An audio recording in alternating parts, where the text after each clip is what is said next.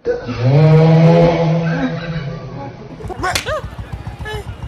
Horn time में डाल देंगे अभी।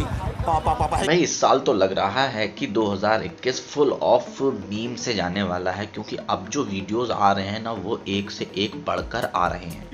अबे जल्दी बोल, कल सुबह पनवेल निकलना है। कहने का मतलब ये है कि जो वीडियोस है ना उनका कुछ कहना नहीं है। हम मालूम है, तेरे बाप को मत सिखा, चल। एक वीडियो, ये हमारी कार है और ये हमें और ये हमारी पार्टी हो रही है। फिर दूसरा video, Your mic is on. फिर अब ये तीसरा।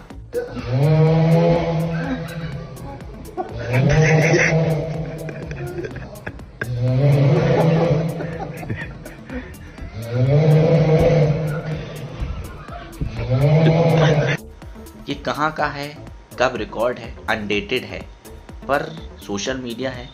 इसको अपलोड होते ही लोग बैठे हैं देखने के लिए, मजबूर हैं ऐसे वीडियो को वायरल करने के लिए।